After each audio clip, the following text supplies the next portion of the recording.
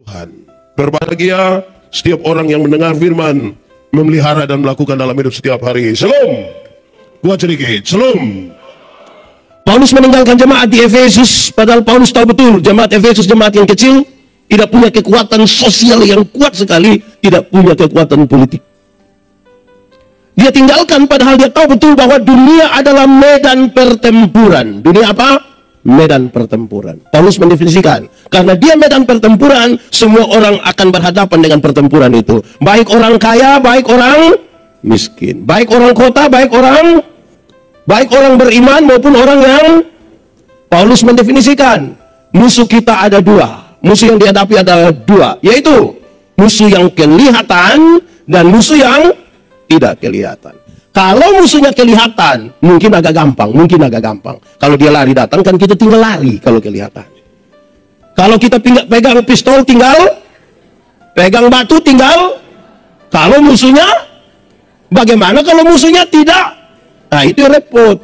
Corona termasuk kelihatan atau tidak kelihatan? Kalau yang biasa suanggi, kelihatan atau tidak? Kadang-kadang kelihatan. Suanggi itu apa ya kalau di Jakarta bilang? Yang biasa guna-guna orang itu.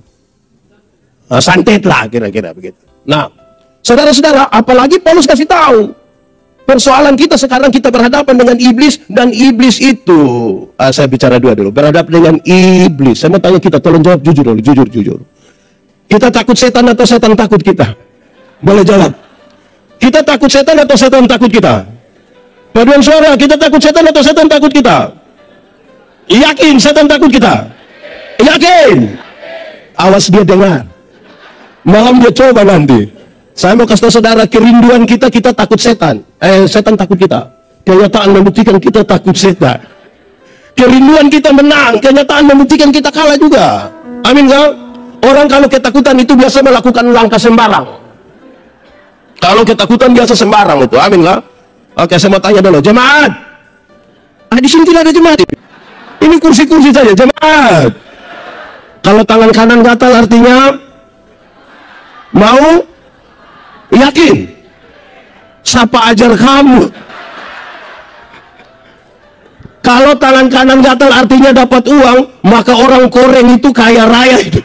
Itu bukan tangan kanan yang gatal, semua gatal habis itu. Aduh, saya mau materi di banyak kota di Indonesia. Habis mau materi, ada yang datang, Pak Pendeta kita foto-foto dulu. Boleh. Pas kami mau foto, ada 2-3 orang datang. Jangan 3 orang. Kalau foto 3 orang nanti saudara percaya itu. Lalu kenapa bilang jangan 3 orang? Kira-kira gitu. Kerinduan kita takut, setan takut kita. Kenyataan belum tentu. Paulus mendefinisikan lebih. Dia bilang begini, apalagi iblis itu kerja tipu-tipu. Iblis kerja tipu. Sekarang saya mau tanya kita dulu, jemaat. Tipu boleh atau tidak? Tipu boleh atau tidak? Kalau untuk kebaikan kita tipu boleh? Saya lihat saudara pecah kongsi di sini. Ulang. Tipu boleh atau tidak? Tipu boleh atau tidak? Kalau untuk kebaikan tipu boleh? Tidak boleh. Tidak ada tipu untuk kebaikan. Tipu itu tipu. Satu tipu akan menghasilkan tipu baru. Kalau saya bilang, Bapak, kenapa tidak datang gereja? Perasaan pendeta tanya, dia bilang, saya sakit Pak Pendeta. Ini tipu ini. Kita ketemu istrinya, kita bilang, Mama, bilang Papa sakit. Karena ibu tidak tahu, ibu bilang, tidak. Kita ketemu dia, kita bilang, Papa, Mama bilang Papa tidak sakit. Terus dia bilang, sebenarnya saya sakit, tapi belum kasih tahu ibu itu. Hati-hati dengan tipu. Di sini ada yang biasa tipu. Ada kok tidak? Ada kok tidak? Ada duduk di sini. Coba tunjuk. Hati-hati dengan tipu-tipu. Apalagi ini caleg banyak, ada yang politisi, partai politik, hati-hati. Jangan tipu-tipu. Sama-sama 1, 2, 3. Jangan tipu-tipu. Kasih tahu teman di sebelah, 1, 2, 3. Jangan tipu-tipu. Itu pekerjaan iblis itu. Ya, Alkitab bilang begini, jemaat. Alkitab bilang, bapa dari segala penipu ialah Jadi pada waktu kita tipu, kita punya bapak namanya. Di sini ada yang dia punya bapak nama begitu. Itu jadi masalah. Pak Pendeta, kami di Jayapura ini kami tidak tipu-tipu. Kami hanya suka pakai 2 kata saja. sebenarnya dan tapi. Kenapa kamu tidak pergi ke gereja? Sebenarnya saya pergi, Bapak. Tapi kalau saya tapi itu dia tidak pergi. Kenapa kau tidak ikut? Sebenarnya saya ikut. Tapi, jadi kalau sebentar pulang ketemu orang yang harusnya hadir tapi dia tidak datang, terus kita bilang, kenapa tidak ikut? Terus dia bilang, sudah saya tahu, tidak usah. Saya tahu lah, gitu. Di sini ada yang biasa pakai sebenarnya dan tapi ada. Dia orang perteka. Hati-hati. Oke, baik, jemaat. Paulus meninggalkan jemaat, dia kemana? Dia masuk penjara. Kenapa dia masuk penjara? Melakukan tindakan kriminal? Tidak. Dia membunuh, mencuri? Tidak. Dia masuk penjara karena apa? Mau coba-coba memberitakan Injil. Percaya kepada Yesus dan memberitakan Injil membuat dia masuk penjara. Sebuah keadaan yang sangat bertolak belakang dengan kerinduan banyak orang percaya. Banyak orang pikir kalau percaya Tuhan itu tidak perlu ada proses. Banyak orang pikir kalau percaya Tuhan itu jalan aman. Beberapa orang pikir kalau percaya Tuhan itu, kalau sakit kepala tinggal bilang dalam nama Yesus. Beberapa orang pikir kalau percaya Tuhan itu pagi-pagi petugas koperasi datang di rumah, Tuhan Yesus kasih keliru dia supaya dia pergi. Di Jayapura kenal petugas koperasi juga? Kenal? Datang harian atau mingguan? Orang Gerindra tolong bantulah supaya petugas koperasi jangan datang-datang di kita punya rumah lah. Bantu-bantu sedikit supaya jangan datang-datang itu petugas koperasi itu. Oke, baik, jemaat. Ini semua percaya Tuhan? Yakin? Amin. Sudah siap masuk penjara? Saya lihat yang lain mulai ragu-ragu. Baik, jemaat. Waktu dia masuk di penjara, setiap hari dia lihat itu tentara-tentara pakai atribut mereka. Berdasarkan gambaran-gambaran dari seorang tentara itulah. Kemudian Paulus menasihati jemaat. Dia mau kasih tahu orang. Pertama dia kasih tahu. Pakailah ikat pinggang yang namanya kebenaran. Sama-sama ikat pinggang namanya. Saudara tahu ikat pinggang? Ada pakai ikat pinggang? Tidak pakai? Tidak apa-apa, yang penting celana kuat lah. Tidak apa-apa. Ya, baik. Kebenaran. Jemaat. Ada dua kata dalam bahasa Indonesia, benar dan betul. Benar dan betul sama atau beda? Beda atau sama? Sama atau beda? Beda atau sama? Sama. Benar bisa berarti betul, betul bisa berarti benar. Tapi dua kata yang sama ini, kalau sama-sama diberi awalan ke dan akhiran an, benar akan jadi kebenaran. Betul akan jadi masih sama artinya? Tidak. Kebenaran arti lain, kebetulan arti lain. Sekarang saya mau tanya, kalau hari ini saudara ikut acara ini, ibadah dan doa bersama di sini, kebenaran atau kebetulan? Saya kira kebetulan memang, tidak ini kebenaran ya. Amin ya. Oke, kalau kita masih hidup hingga hari ini, kebenaran atau kebetulan? Kalau Tuhan mau berkorban bagi kita, kebenaran atau kebetulan? Mantap. Kalau untuk Tuhan itu kebenaran. So, saya geser sedikit. Kalau kita kulit hitam, kebenaran atau kebetulan? Kalau kita kulit hitam, kebenaran atau kebetulan? Saya lihat saudara mulai ragu-ragu. Jemaat. Hari-hari ini saudara, bahkan warna kulit pun bisa jadi berhala baru. Seolah-olah orang kulit putih, coba saudara ikut semua iklan kecantikan kulit di televisi. Seluruh iklan kecantikan kulit di televisi mengarahkan saya dan saudara untuk ambil kesimpulan, seolah-olah kalau orang kulit putih lebih baik dari kulit hitam. Akhirnya setiap kali yang kulit putih berdiri di depan, yang kulit hitam macam gelisah bagaimana gitu. Tidak bisa. Ada lagu dulu bilang, biarlah yang hitam, jangan harapkan. Mau pakai oker juga tidak bisa. Saudara pakai pemutih minta maaf di wajah saja, leher ke bawah gelap lagi. Dan saudara, kita harus mulai dari sebuah keyakinan, Tuhan tidak pernah salah. Tuhan tidak pernah salah. Coba saudara ikuti semua iklan kecantikan rambut di televisi. Seolah-olah kalau orang rambut lurus lebih baik dari rambut keriting. Saya protes itu. Saya berkhotbah dalam banyak acara mendorong budaya positif Valentine. Saya bilang, di hari kasih sayang ini, yang paling akan menikmati belayan seorang suami adalah mereka yang rambut keriting, bukan yang rambut lurus. Orang bilang, kenapa pendeta bilang begitu? Rambut lurus itu dibelai tidak terlalu indah lah. Tidak.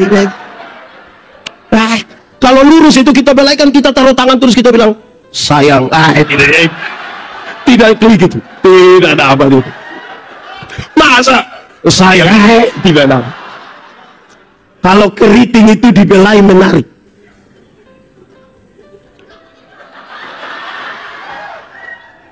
Sayang. Sekali lagi, Tuhan tidak pernah salah. Apa yang ingin saya katakan, jemaat? Kalau hari ini masih ada orang Indonesia Barat merasa lebih baik dari Indonesia Timur, engkau bermasalah dengan tubuhmu. Karena kita tidak pernah meminta, kita tidak pernah meminta. Kalau hari ini orang-orang kulit putih merasa lebih baik dari kulit hitam, engkau bermasalah dengan dirimu. Sekali lagi, karena kita tidak pernah meminta, tidak pernah. Langsung jadi. Saya Timur, saudara Papua. Iya kan? Dulu Tuhan cipta kita, dia ada tanya kita. Gandhi, engkau mau Timur apa Eropa? Kan tidak tanya. Tidak tanya. Tidak boleh ada pelecehan kemanusiaan. Tidak boleh. Tidak boleh. Bahkan dengar, jemaat. Bahkan hari-hari ini, berat badan saja jadi berhala baru. Berat badan. Seolah-olah seorang perempuan cantik harus tinggi 170 cm, berat badan 48 kg. Jadi proporsional sekali. Akhirnya banyak ibu-ibu itu tidak makan malam. Iya. Dorang hanya telan muda malam. Terus asam lambung naik, baru dia bilang, dalam nama tidak sembuh, tidak sembuh. Jemaat.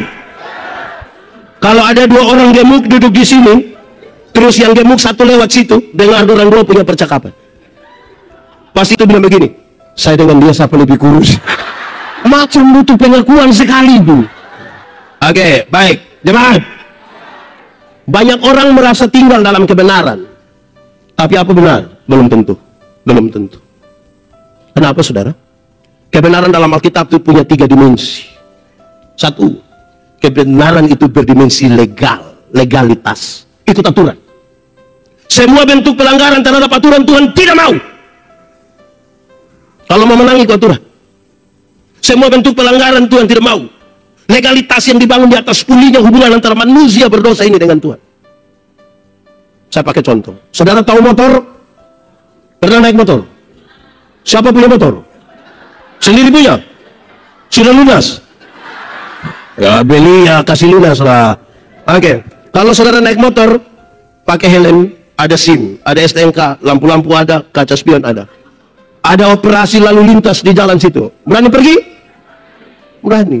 Tapi coba, SIM tidak ada, lampu-lampu tidak ada, kaca spion tidak ada. Ada operasi lalu lintas di situ, berani pergi? Berani pergi? Kenapa tidak berani? Kan saudara punya om polisi itu. Kalau pakai helm, kaca spion ada, lampu-lampu ada, semua ada, mereka operasi di situ, polisi operasi di situ, kita pergi. Sampai sana dia tidak tahan kita, kita putar kembali. Dia tanya, hei kenapa kau putar kembali? Pak, tolong tilang saya. Ikut aturan. Di sini ada yang biasa langgar aturan? Ada. Betul-betul ada. Dia paham apa? Aduh jangan masuk di situ. Itu jadi masalah nanti. Jemaat. Pertama tadi kebenaran berdimensi apa? Legal. Kedua, kebenaran itu punya dimensi moral. Dimensi apa? Moralitas. Moralitas itu adalah kesatuan antara pikiran, perkataan, perbuatan. Kebenaran itu bermoral. Kenapa? Karena tidak semua yang kelihatan baik dibangun di atas motivasi yang benar. Makanya Paulus bilang, ingat, apapun yang kamu perbuat, perbuatlah dengan segenap hatimu. Seperti untuk, dan bukan untuk. Jemaat! Ingat bahwa tidak semua senyum tulus.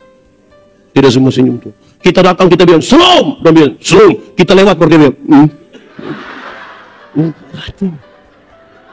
Betul. Amin kak?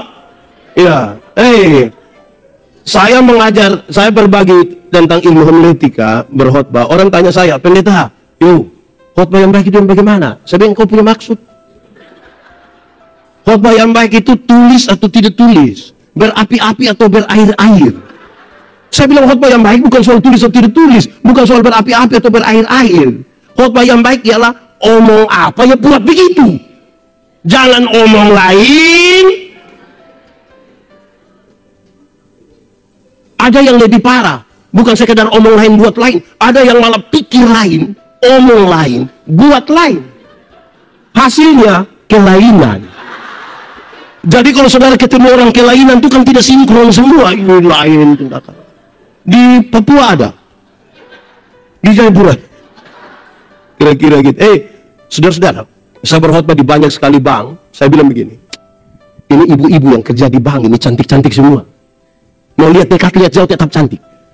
Mereka pakai pakaian bagus-bagus lagi, kerja di ruangan yang bagus, tertata rapi lagi, pakai AC. Wih, kita pergi ke bank itu macam tidak mau pulang, macam kita mau lihat-lihat terus ini. Kita baru naik tangga terakhir, di tangga terakhir dengan santun sekali mereka bilang begini, selamat siang, ada yang bisa kami bantu? Terus saya tanya dorang, ibu-ibu, siapa di antara ibu-ibu yang ketika bangun pagi lihat suami bangun, terus dia bilang, selamat pagi, ada yang bisa kami bantu?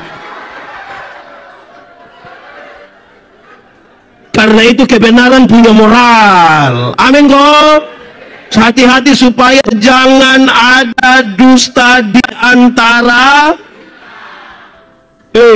Ini ada kader partai ada hari ini. Kader. Saya mau bilang pada saudara, zaman yang berubah ini kadang-kadang membuat banyak perubahan. Salah satunya adalah kadang-kadang dulu caleg yang janji masyarakat pemilih. Sekarang ini bisa masyarakat yang janji kembali caleg. Jadi hati-hati. Di Jayapura ada masyarakat yang mulai janji caleg. Jadi saudara-saudara, kebenaran punya dimensi kedua itu apa? Ketiga, kebenaran punya dimensi sosial, sosialitas. Kepekaan untuk turut mengambil bagian dalam penderitaan orang lain. Kepekaan, solidaritas. Kenapa Yesus mau berkorban bagi kita? Kan dia solider dengan kita.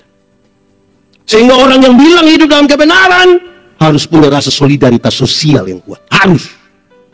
Jangan. Pernah ke swalayan? Pernah tawar barang di swalayan? Pernah atau tidak? Tidak ya? Pemilik swalayan orang kaya atau orang miskin? Saudara lihat, beli di orang kaya tidak tawar.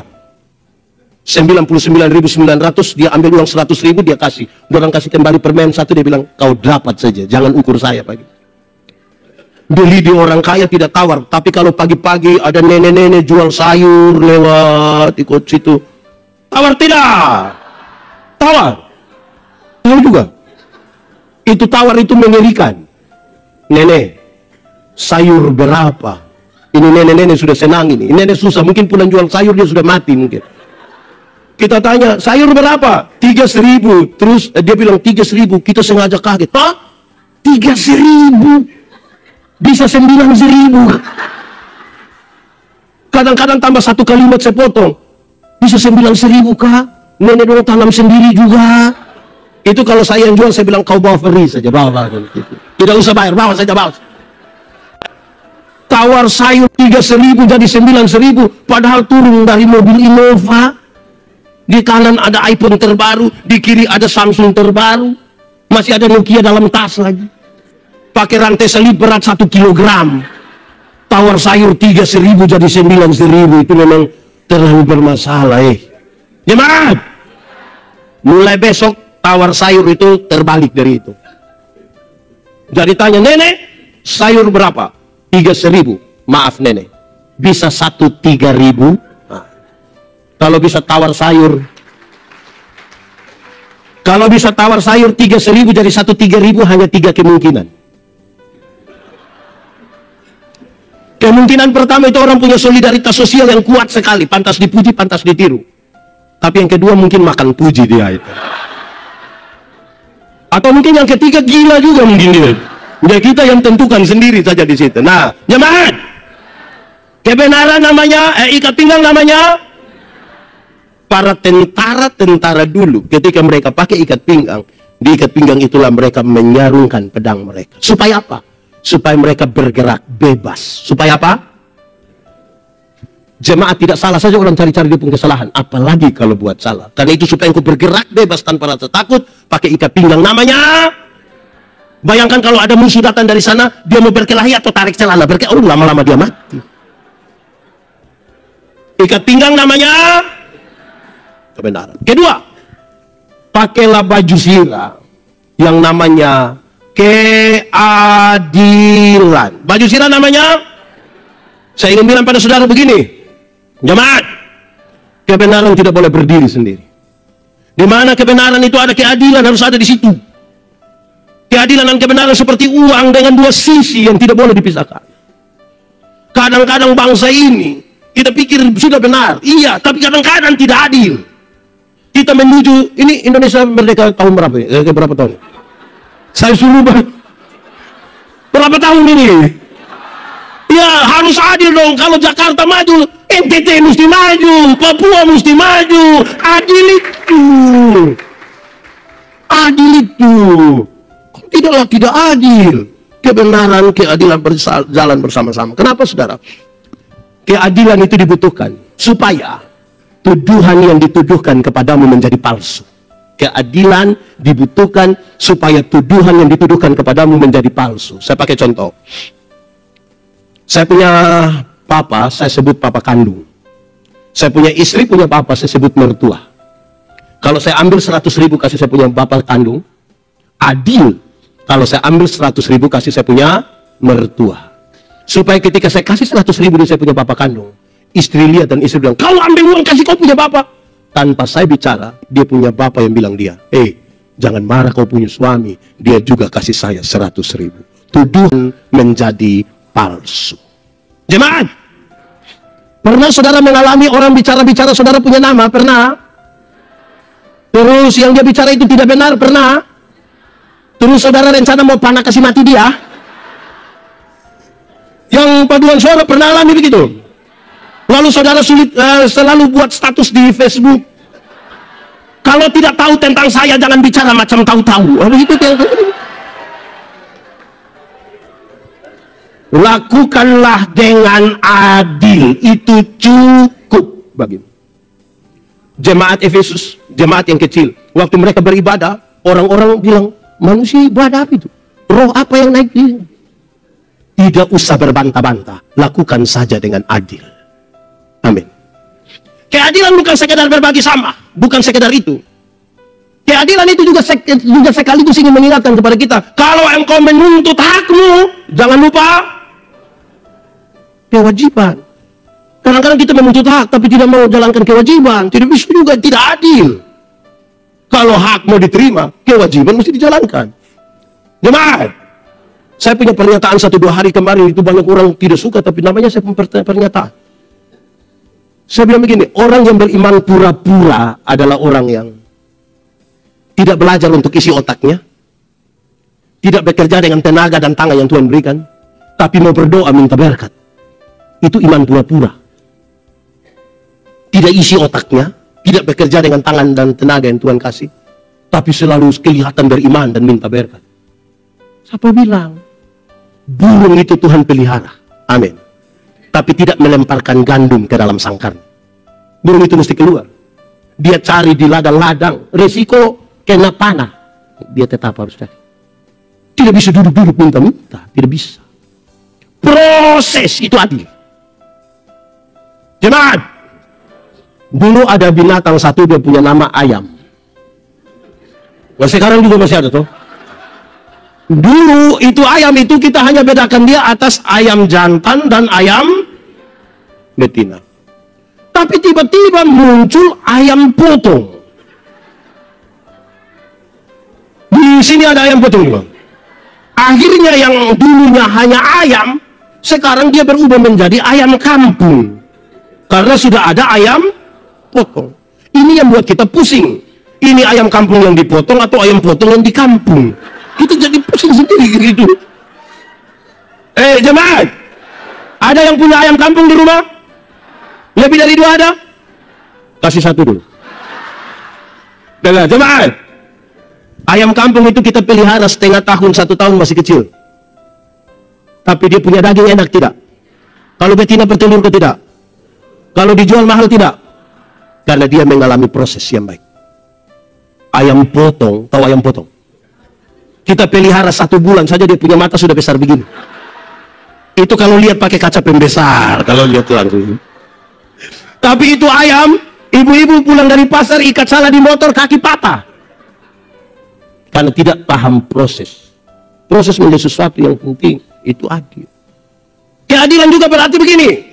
Kalau saudara menuntut berkat-berkat jasmani, jangan lupa minta berkat-berkat rohani. Kadang-kadang kita terlalu menuntut berkat jasmani saja, rohani kita tidak peduli, nah, mau bagaimana? Padahal yang jasmani bisa direkayasa dan yang jasmani semua akan selesai. Beredar di grup-grup WA itu bilang begini, yang jasmani ini, kalau sudah umur 50 tahun, cantik atau tidak cantik itu tidak penting lagi. Karena tidak bisa disembunyikan lagi di balik lipstik dan bedak, tidak bisa lagi. Waktu kita umur 20-30 tahun itu yang kelihatan kita kinclong sekali. 50 tahun meleleh ini meleleh. Meleleh. Saya punya teman, kami masih SMA, dia tato Guns N' Roses yang gagah. Kulit bagus, tinta bagus, kontras mantap. Umur 17. Waktu dia umur 43 tahun dia sakit, kami pergi lihat dia, saya juga sedih. Saya sedih. Itu tato itu bukan seperti orang begini lagi, seperti orang begini. Seperti menyembah itu. Mau apa? Ibu-ibu, di sini tidak ada ibu-ibu. Ini SMP semua. Ibu-ibu, kalau ada yang datang tanya, ibu umur berapa? Terus ibu bilang 50. Dia sengaja kaget. Hah? 50? Macam baru 30. Jangan percaya, jangan percaya. Masa umur 50 sama dengan 35? Nah, yang 15 di mana? Kalau ibu jalan dengan ibu punya anak perempuan, ada yang tanya, siapa ini? Ini siapa ini? Ini siapa? Oh, itu saya punya anak perempuan yang pertama. Terus dia sengaja kaget. Anak perempuan? Macam kakak adik, jangan percaya, jangan percaya. Masa mama dengan anak macam kakak adik? Mama dengan anak kalau seperti kakak adik itu hanya 2 kemungkinan. Kemungkinan pertama, dia punya anak nona itu mukanya terlalu tua. Jadi dan dia punya mama tuh tipis sekali. Atau kemungkinan yang kedua, dia punya mama menikah terlalu muda. Mungkin 6 tahun sudah nikah. Akhirnya jangan bangga di situ. Umur 60 tahun, jemaat. Umur 60 tahun ada jabatan atau tidak ada jabatan sama saja. Kau sudah pensiun, TNI, Polri, apalagi ASN, rata-rata kan pensiun umur 60 toh. Waktu kita aktif itu yang orang datang ketemu kita, siap, silakan, nah, itu aktif, Bab. Sudah pensiun mau terima pensiun di kantor pos itu, anak kecil yang baru honor 3 bulan, dia bisa lihat kita dari jauh, baru dia bilang, tua, kau aman kau tua? Hati sakit kita ini. Jemaat, umur 70 tahun, umur 70 tahun, rumah besar atau rumah kecil sama saja. Apalagi rumah tingkat. Kalau sudah pakai tongkat mau naik di lantai 2. Tidak jadi. Jemaat, umur 80 tahun, kalau Tuhan izinkan kita umur panjang, kaya atau miskin pun sama saja. Sama saja. Tidak mungkin lagi saudara babi bakar 2 kilo itu, batu bakti itu bisa. Kolesterol, asam urat, diabetes, jantung, gigi tidak ada. Orang lain masih kunyah, kita tidak kunyah. Kita hanya molor saja. Mungkin. Apa yang bisa kita banggakan, saudara? Tidak. Adil kalau jangan hanya minta berkat jasmani toh, minta juga berkat. Nanti kesimpulannya di akhir khotbah ini, saudara tahu kenapa hal-hal itu penting. Sudah 2. Pertama, ikat pinggang namanya, baju sirah namanya. Ketiga, pakailah sepatu, pakailah kasut, pakailah sendal yang namanya kerelaan. Kerelaan. Memang kalau melakukan sesuatu tidak rela itu tidak bisa. Paduan suara. Ini semua latihan rela-rela semua. Atau pas tampil yang rela? Melakukan sesuatu kalau tidak rela itu tidak bisa. Mesti rela. Pernah putus cinta? Ulang-ulang? Saya prihatin. Kalau kita putus cinta, dengar. Kalau putus cinta dan kita tidak segera rela, melepaskan, move on sudah, kita bisa sakit hati dari tamat SMP sampai mati. Itu om, itu nona, itu nyong kasih naik foto dengan dia punya tante kita yang tersinggung. Nanti kita capture itu foto, lingkar merah di itu tante punya kepala, anak panah merah tunjuk di dia punya mata. Kita messenger dia bertanya, siapa itu? Rela. Melakukan sesuatu mesti di sini ada pengurus partai. Ada. Rela. Amin.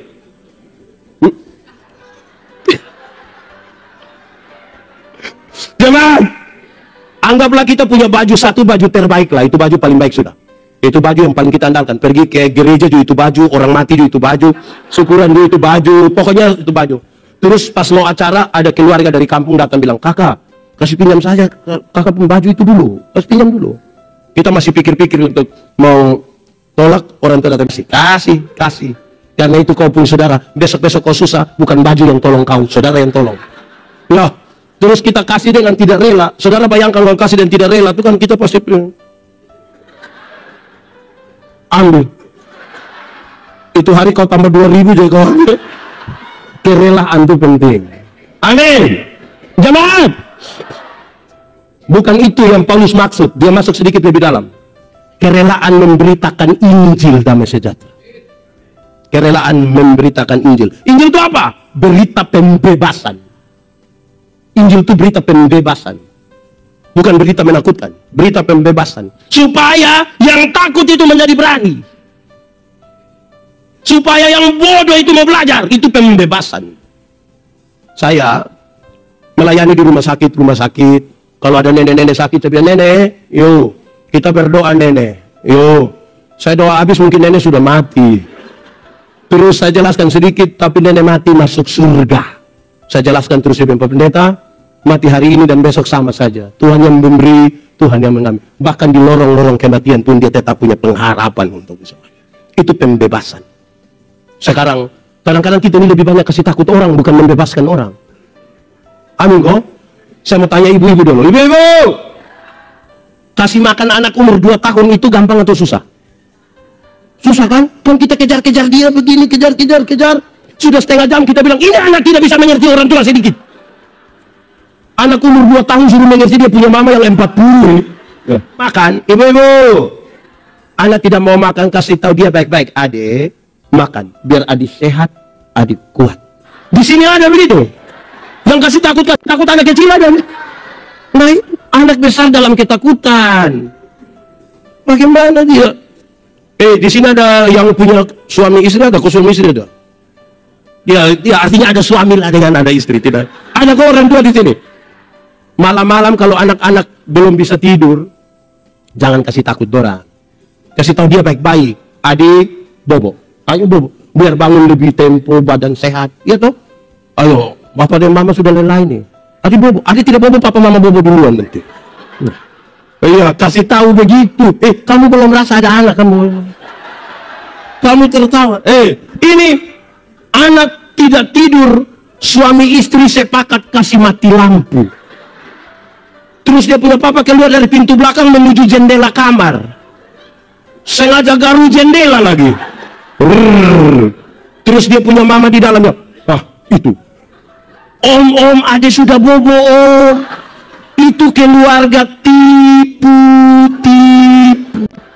Di sini ada. Itu keluarga ada di sini. Faham apa? Memberi keberanian. Jangan takut. Saudara tahu? Berita Injil itu berita yang ingin kasih orang. Jangan takut. Jangan takut. Jangan takut. Jangan takut. Supaya kalau ada anak muda datang bilang ke saya, Pak Pendeta Yandi, saya rasa saya manusia paling berdosa di dunia. Adik, jangan takut. Pak Pendeta juga orang berdosa. Tapi kasih Tuhan lebih besar dari kita dulu. Masa dia datang dia bilang, Pak Pendeta Yandi, Saya rasa saya manusia paling berdosa di dunia. Iya, saya lihat engkau punya muka berdosa. Engkau kalau tidak bertobat, kaki tangan patah buang semua itu katanya. Itu bukan Injil.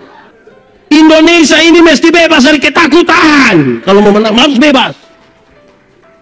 Sehingga siapapun yang akan ada di Indonesia, orang yang memberitakan Injil, berita pembebasan, jangan takut. Jangan takut. Sama-sama 1, 2, 3. Jangan. Lebih kuat 2, 3. Kasih tahu kawan di sebelah 2, 3. Itu Injil, pembebasan. Kita ini yang sedikit, Bapak Mama tahu, daerah-daerah yang terbelakang, kalau kita tidak mulai dengan memberitakan Injil, repot. Kenapa? Kita punya anak-anak. Kita pergi, saya bilang jemaat, jemaat, saya pergi kau punya rumah, jangan kasih saya roti, biskuit rusak. Kenapa Bapak? Tidak usah kasih. Bapak bukan datang tiap hari juga, kasih saya ubi kah, pisang kah, kelapa kah? Kenapa? Saya pikiran. Pikiran apa? Saya pikiran ini, kalau kau kasih saya biskuit itu, setiap kali saya mau makan, kamu punya anak dari belakang ini kan pintu dia dulu. Kita panggil dia datang bilang, mari dia bilang,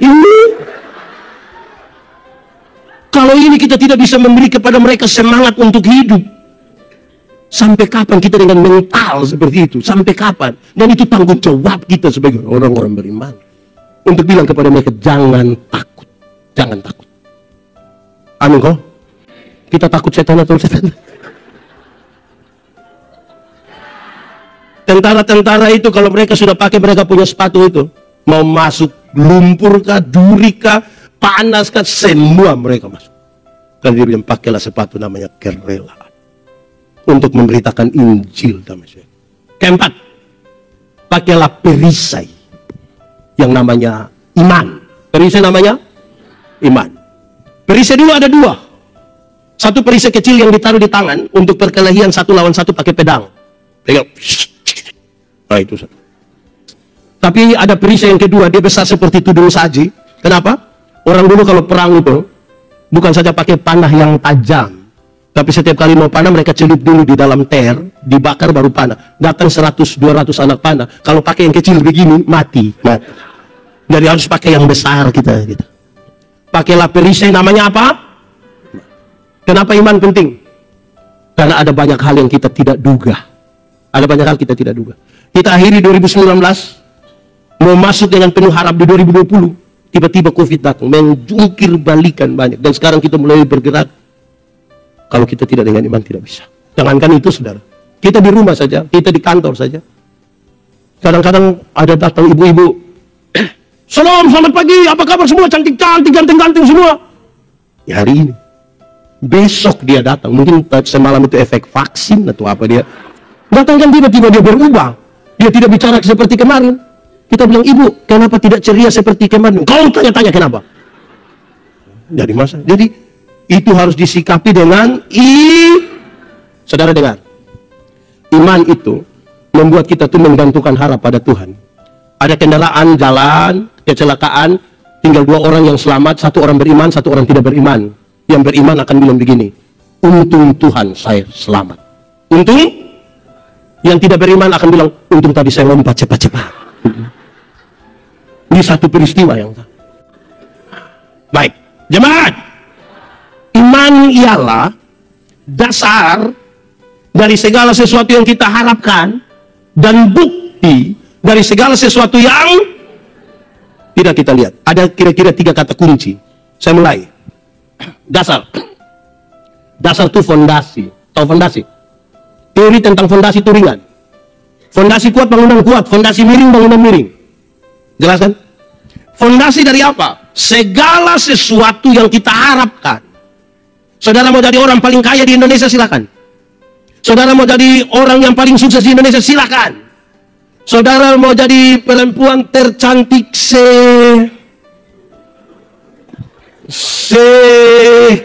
CRT, silakan.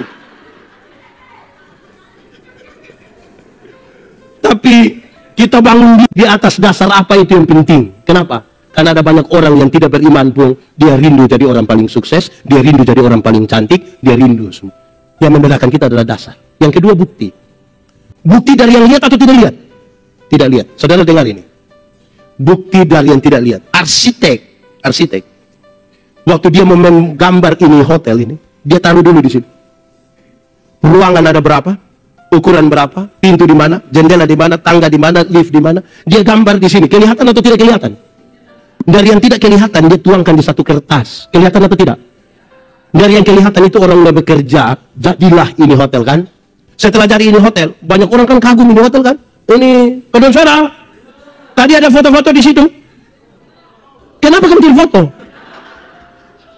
Orang kagum tentang bangunan, kan dia datang dia foto-foto di situ. Separuh begini, separuh begini, separuh begini. Ya kan? Tapi dengar, titik-titik terkuat dari ini gedung, yang foto itu tahu? Tahu atau tidak? Siapa yang paling tahu? Hanya dua orang, yang menggambar dan yang mengerjakan. Tuhan menyelidiki kita punya hati yang mana. Amin kah? Sehingga dalam segala perkara, pakailah perisai iman. Itu kita setuju persis dengan ini. Hanya orang beriman yang akan bilang, Tuhan indah rencana. Yang tidak beriman tidak bisa bilang. Tidak bisa. Sudah 4. Ini khotbah baru di awal-awal ini, belum. Yang kelima, ketopong yang namanya keselamatan. Ketopong itu pelindung kepala toh, helm, masker, bukan masker bengkuang. Ini yang pakai pelat itu, hanya kasih keluar mata saja toh. Dan dia bilang begini, pakailah ketopong yang namanya keselamatan. Ini nasihat bagi jemaat yang menarik. Kenapa?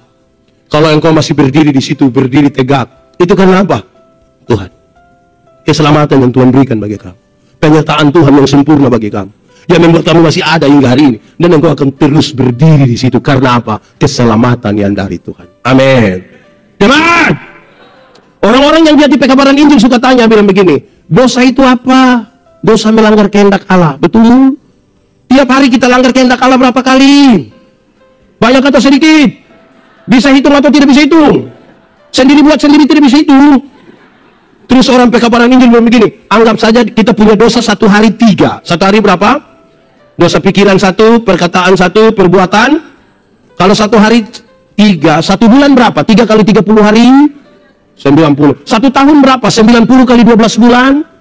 1080. Taruhlah 1000 toh. 1 hari 3, 1 bulan 90, 1 tahun 1000. Coba masing-masing kali dengan umurnya sekarang.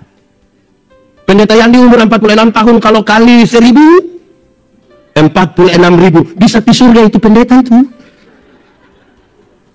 Itu 1 hari 3. Apalagi kalau 1 hari tidak bisa hitung.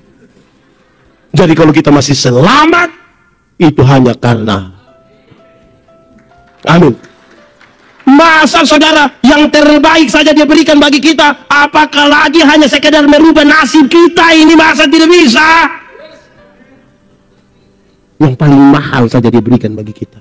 Asal kita mau bekerja. Jemaat! Ora et labora artinya itu dia pilih hanya 75. Mau yang 100? Mau? Mau yang 100 dengan ora et labora artinya berdoa dan bekerja keras.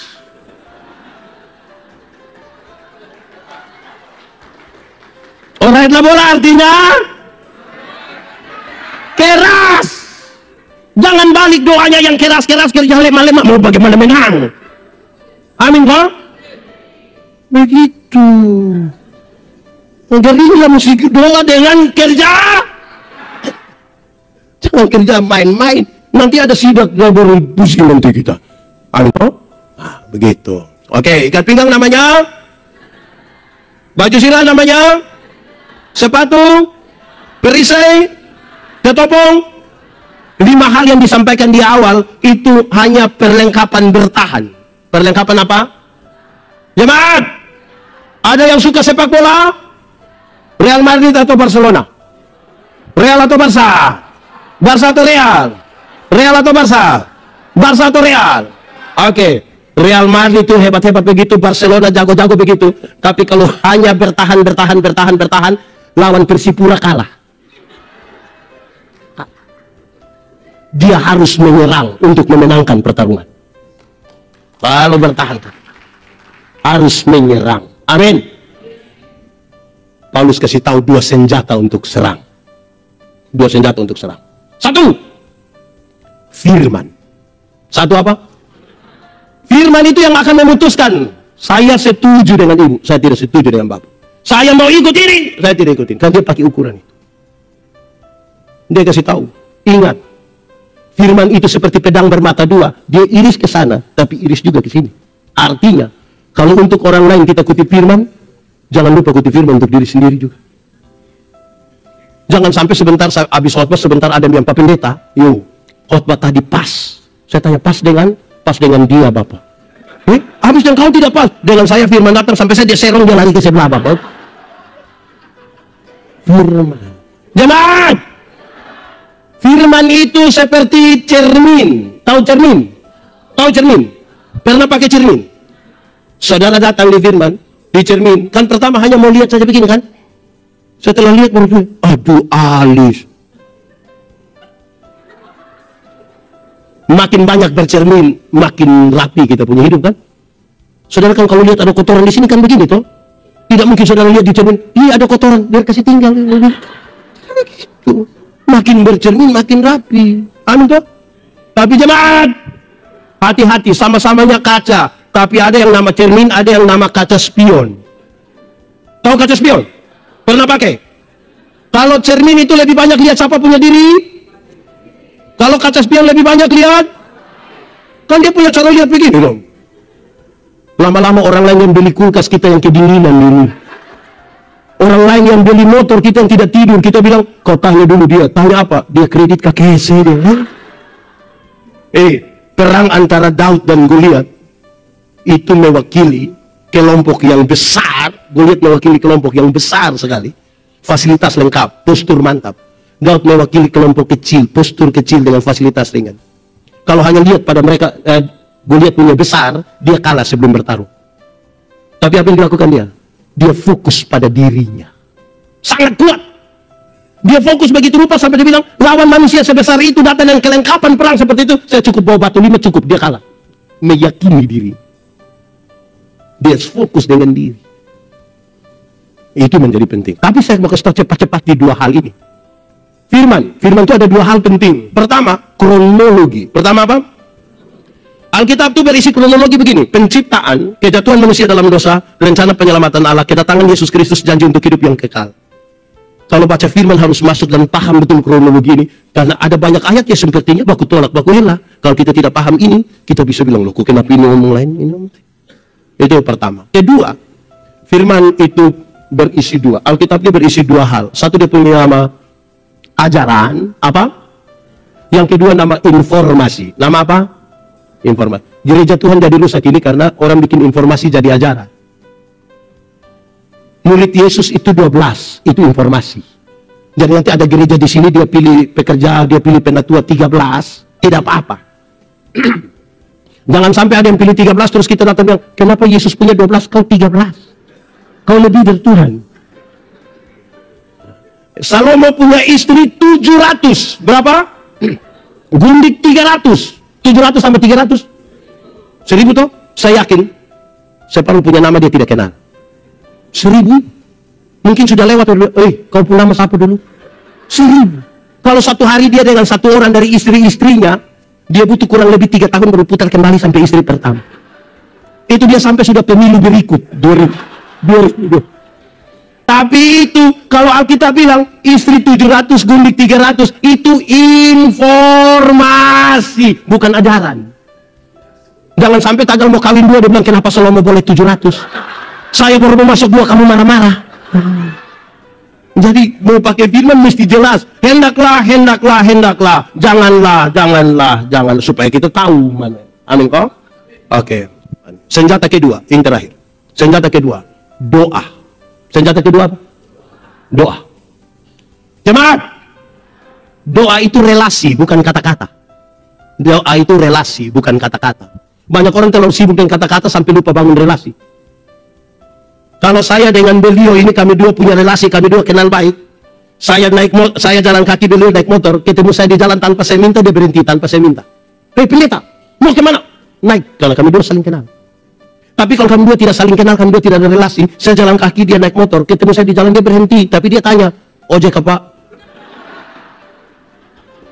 Jemaat, Jemaat bisa berkata-kata dengan orang yang saudara tidak kenal. Contoh, pernah kau tidak saudara telepon, terus ada satu suara bilang begini, nomor yang Anda tuju tidak dapat dihubungi. Pernah? Suara perempuan atau suara laki-laki? Itu kamu pun kakak. Apalagi saya kira di Jakarta sudah lebih maju lagi, jadi bahkan mesin saja bicara dengan kita. Kita mau sampai di tol, mau sampai pintu masuk mana, itu nona bilang, tempelkan kartu Anda. Pas uang sudah keluar, terima kasih. Itu mesin saja bisa ngomong begitu. Doa bukan kata-kata. Doa apa? Relasi. Ada 5 yang disampaikan. Saya ngomong cepat-cepat saja. Satu, berdoalah setiap waktu. Sama-sama. Berdoalah. Yang dimaksud dengan setiap waktu dalam ayat 18 itu bukan berarti jam 5, jam 6, jam 7, jam 8, jam 9. Bukan itu. Berdoalah waktu kamu senang. Berdoalah waktu kamu sehat. Berdoalah waktu kamu untung. Berdoalah waktu kamu. Karena kita ditempatkan pada 3 kondisi. Satu, ada kondisi di mana kita mau, Tuhan juga mau sesuai rencananya. Tapi ada kondisi kedua, kita mau, Tuhan tidak mau. Ada kondisi yang ketiga, Tuhan mau, tapi kita yang tidak mau. Tuhan bilang, hei, kamu tolong kerja dengan baik-baik dulu, adil-adil dulu. Kita yang masih aduh. Karena itu berdoalah setiap. Kedua, berdoa dalam roh. Sama-sama berdoa. Yang dimaksud yang berdoa dalam roh dalam teks ini, dia pun maksud begini. Berdoalah dalam kesatuan dengan Roh Kudus. Roh Kudus itu catatannya begini. Tuhan yang kita sembah itu Tuhan yang kudus. Yang kudus tidak dapat bersatu dengan tidak kudus. Tanggalkanlah kasutmu sebab tempat di mana engkau berdiri itu kudus. Kalau orang biasa kutip Roma 8 ayat 28, Allah turut bekerja untuk mendatangkan kebaikan. Tapi saya mau kasih saudara, sebelum ayat 28, ada ayat 26, 27, dia bilang begini. Roh, kesatuan dari Roh Kudus itu, berdoa bagi hal-hal yang tidak terkatakan. Yang kedua, karena 5 menit ke depan dari hidupmu yang kau tidak tahu, dan masa depan, kalau engkau ada masalah yang kau tidak tahu jalan keluar terbaik darimu apa, kecuali Roh yang tahu. Setelah paham itu 2 hal, dia boleh bilang begini. Allah turut bekerja untuk mendatangkan kebaikan. Harus paham itu. Ketiga, berdoalah dan berjaga-jaga. Berdoa dan, yang dimaksud berdoa dan berjaga-jaga itu begini. Bagian kita sempurnakan, kerjakan yang baik. Kalau saudara ada kios, ada toko di rumah, setelah dengar khotbah ini, siapa yang berani pulang bilang begini, anak-anak, sebentar jam tidur, kamu langsung tidur saja, tidak usah tutup toko, tidak usah tutup kios. Terus anak-anak bilang, mama kenapa begitu? Kita sudah berdoa. Menurut saudara besok beras masih ada? Masih ada? Gula ada? Dia mutasi ke? Bagian kita lakukan. Amin toh? Keempat, berdoa tanpa putus-putus. Berdoa tanpa putus-putus. Yang dimaksud dengan doa tanpa putus-putus itu begini. Terinstalasi, terkoneksi. Listrik di ini, gedung ini kan terinstalasi dengan baik. Ketika kita butuh ini lampu kan tinggal colok. Mau cas septic tinggal colok. Mau kasih hidup ini barang-barang kan tinggal colok. Karena sudah terkoneksi. Amin toh? Yang kelima dia bilang begini. Berdoalah juga untuk orang lain. Berdoa untuk. Yang dimaksud dengan doa syafaat adalah berdiri menggantikan seseorang untuk menyampaikan pergumulan-pergumulan. Nah, saya kira acara ini benar. Saudara, dengar. Coba saudara periksa. Pernah berdoa untuk orang lain atau tidak? Betul? Doa apa? Doa serahkan. Oh, mantap. Jemaat, coba periksa 10 doa terakhir dari kita. 10 doa terakhir dari kita, coba periksa. Bagi yang biasa berdoa, yang tidak berdoa dia periksa apa? Nah, yang 10 doa terakhir, coba saudara periksa. 1 menit pertama kita punya doa itu, Tuhan terima kasih, engkau luar biasa, engkau mantap. Itu 1 menit pertama. Masuk menit kedua itu daftar permintaan. Itu semacam proposal itu. Proposal rohani. Minta 5, 10, 20, 30, 40, 50, 60, 70, 80. Terus di bagian terakhir dia bilang, ampunilah segala dosa kami. Dalam nama Yesus kami berdoa. Itu separuh sebelum kata ampun itu ada kalimat potong yang dia biasa pakai. Dia bilang, Tuhan, sebenarnya masih banyak hal yang ingin. Nah, 80 tadi itu kurang banyak kan? Nah, tidak apa-apa lah, kan minta juga di Tuhan, tidak apa-apa. Tapi coba saudara periksa. Permintaan kita jangan-jangan terlalu egois hanya untuk kita punya diri. Kita tidak pernah berdoa bagi orang lain. Dengarkan nasihat Rasul Paulus soal hal ini. Dengar, dia bilang begini. Tidak ada pemerintahan yang tidak berasal dari Allah. Pemerintah itu adalah hamba Allah. Tapi yang kedua nasihat Rasul Paulus kepada Timotius dia begini, Timotius, berdoalah bagi para pemimpinmu. Kenapa? Dengar, kenapa? Waktu dia jadi bupati, waktu dia jadi wali kota, waktu dia jadi gubernur, waktu dia jadi presiden, dia berdiri dan duduk di puncak ini. Di puncak ini dia dikelilingi oleh banyak kepentingan. Kepentingan keluarga, kepentingan tim sukses, ring 1, ring 2, kepentingan politik. Tempat di mana dia duduk itu menjadi licin, padahal dia akan ambil kebijakan untuk manusia satu Indonesia ini. Berdoa supaya dia tidak tergelincir di situ, kan dia akan mengambil kebijakan menyangkut saya dan saudara. Jaga baik-baik supaya dia jalan. Jangan kepentingannya terlalu banyak. Kenapa lihat saya? Oke, saudara lihat dari 7 hal yang disampaikan untuk sebuah kemenangan itu terkoneksi antara apa yang kita pikirkan, apa yang kita imani. Saya pakai contoh saja. Mati hidup Tuhan yang atur. Amin. Amin. Itu soal iman. Yang iman kasih tahu otak. Otak. Yuk, kau tahu kau tidak? Tidak tahu. Kenapa? Terus tahu dulu. Otak. Mati hidup itu Tuhan yang atur. Oh, jadi otak kau kasih tahu kaki itu supaya kalau ada trek lari kencang ke depan, kaki jangan lompat ke tengah jalan. Bisa paham koneksinya itu? Ada masa depan dalam tangan Tuhan. Amin. Saudara percaya Tuhan menyiapkan masa depan bagi anak-anakmu. Amin. Betul. Saya juga yakin. Koma. Tapi yang antar itu anak don pi sekolah, bukan Tuhan yang antar. Siapa yang antar? Siapa yang antar? Orang tua. Atau siapa yang di Jayapura karena dia terlalu sibuk, pagi-pagi dia berdoa, Tuhan, saya sibuk, jadi Tuhan tolong jemput anak loh. Tuhan yang jemput pulang menangis, Bapak, menangis. Jadi bagian kita itu ada yang mau Tuhan jemput, makanya yang kita punya maksimalkan. Amin kok? Oke, jemaat, kesannya sangat kuat bagi sebuah kemenangan. Dalam rencana Allah kan Tuhan mau kita berproses. Saudara tahu, dia ini jangankan dalam gereja, saudara, perusahaan-perusahaan swasta saja, mereka waktu bangun yang dicari pertama itu apa? Orang yang pintar, orang yang pintar. Dalam perjalanannya mereka bilang, ternyata pintar saja tidak cukup. Itu orang harus punya kekuatan emosi yang baik. Kekuatan apa? Saudara tahu kenapa emosi penting? Tidak kurang orang pintar di Indonesia, tidak kurang. Tapi orang tidak bisa untuk mengendalikan emosi. Saudara tahu, satu tindakan emosional menghancurkan dia punya hidup, menghancurkan keluarga punya hidup, menghancurkan karir, menghancurkan semua. Hari-hari ini kan kita dengar banyak informasi, berita-berita di televisi soal orang yang pintar sekali tapi emosi yang tidak terkendali. Orang yang tidak bisa kendalikan emosi, korup. Karena dia terlalu banyak merindukan, mau kasih kenyang dia pun paling cukup sudah. Dia emosi mesti bagus. Amin kah? Harus tambah satu. Dia mesti, ini sudah bagus ini. Emosi sudah bagus, tambah satu. Dia mesti punya kekuatan spiritual yang bagus. Spiritualitas itu, saudara, gerakan dari dalam keluar untuk Indonesia Raya. Itu spirit. Yang dari dalam keluar itu namanya pencitraan. Spiritualitas itu gerakan dari dalam keluar. Yang di dalam itu apa? Teologi. Yang keluar itu apa? Etika. Perjumpaan teologi dan etika itulah spiritualitas. Ada sampah. Kita semua tidak suka sampah kan?